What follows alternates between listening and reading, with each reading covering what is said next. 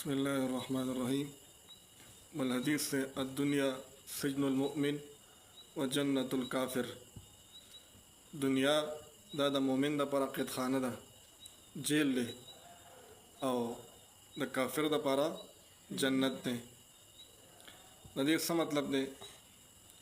مطلب دا دی چې کم مؤمن وي نو هغه به سوچ او فکر کوي د ګناه کار کې یا د نیکۍ په کار کې. سوچ کوي چې دا نیکي زه کومه، په آخرت کې د دې بدل ما ته څه ملاویږي. بدل ملاویږي نعمتونه دي، او هلته چې دغه مؤمن بیا څه غواړي دته ملاویږي. همدغه شانتې د ګناه په هغه کې سوچ کوي چې کله ګناه ته وړاندې کېږي بیا به دا سوچ او فکر کوي چې یاره دا ګناه زه کومه، نو په دې باندې آخرت کې ماته عذاب ملاویږي. بهرحال دغه ګناه نه چې کوم دی ځان منې کوي. ټیک دا ګناه نه چې انسان ځان بچ کوي دا لږ سخته وي،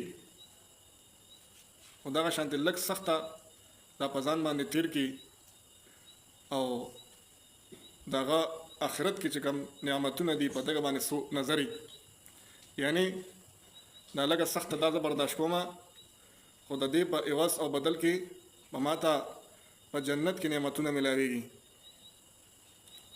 او دا لږه شانتې سخته دا تکلیف دی دا چې کوم دی زه برداشت کومه، خو د دې سختې په وجه باندې زه د آخرت د غټو سختونه چې کوم دی بچ کېږم. ومره ځکه انسان په دنیا کې یو ګناه کوي، د هغې ټیم لګي، خو په آخرت کې د هغې عذاب ډېر سخت خطرناکي، او عذابونه داسې دي چې په کلونو باندې بیا دغه انسان ته دغه عذاب ملاویږي. بهرحال د دې په بدل کې کافر دپاره دنیا دا جنت دی. کافر په دې کې سوچ نه کوي چې ګناه کار یا ته ډایرکټ وړاندې کېږي، هغې ته او کم خپل خواهشات دي هغه په دنیا کې پوره کوي، یعنی آخرت طرف ته دغه بالکل توجه نه، سوچ نه چې یاره په آخرت کې په جنت کې به نعمتونه ماته ملاویږي. هغه د خپل ځان لپاره دنیا داسې ګرځولې لکه جنت.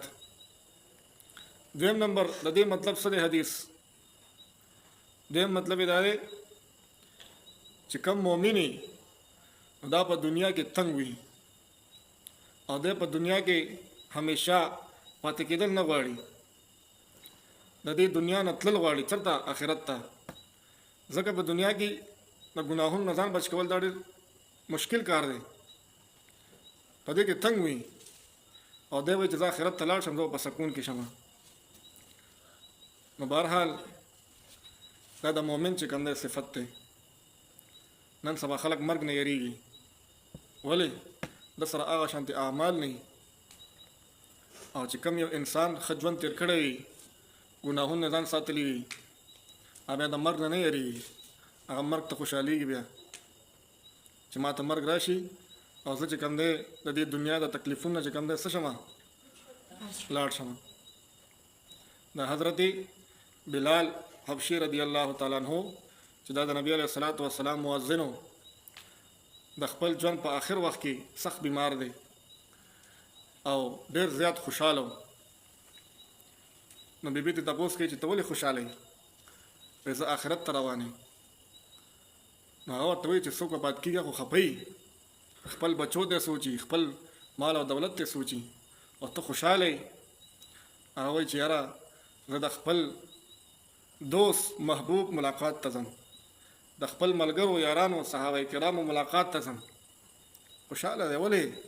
دنیا کې ښه وخت تېر کړی دی، دنیا کې ګناهونو نه ځان ساتلی دی. همدغه شانتې د مرګ په وخت کې چې کوم دی خوشحاله دی. او چې کوم یو انسان په دنیا کې ښه وخت تېر کو، الله یې رضا کو، الله یې خوشحاله کو، ګناهونو نه ځان وساتو، نو دغه کس چې دې دنیا نه ځي دا په خوشحالۍ رواني.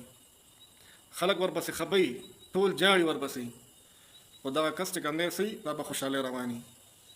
تاسو له ما مثال درکړو، زمونږ یو مور د ماما زوی و عالم و مخکې مې خبره کړې وه درته نو هغه ډېر نیک انسان و ښه وخت یې تېر کړی و او بزرګ انسان و چې وفات شو ټولو خلکو ورپسې جړل کلیوال ورپسې جړل وروڼه دغه شانتې رشته دار ورپسې جړل استادان ورپسې جړل او هغه له په مرګ کې الله تعالی داسې یو ښایسته شکل ورکړی و دا مخ یې داسې پړق و او دا خولې داسې جوړه شوې وه مکمل د خندا په خندا خندا دې دنیا نه لاړې دا ټول چې کوم دی دا حدیث دی دا پیغام دی چې مؤمنه په دنیا کې ښه وخت تېر کړه په دنیا کې ښه وخت تېر کو سبا چې ته وفات کېږي خلک به جاړي او ته به په خندا خندا د دې دنیا نه روانې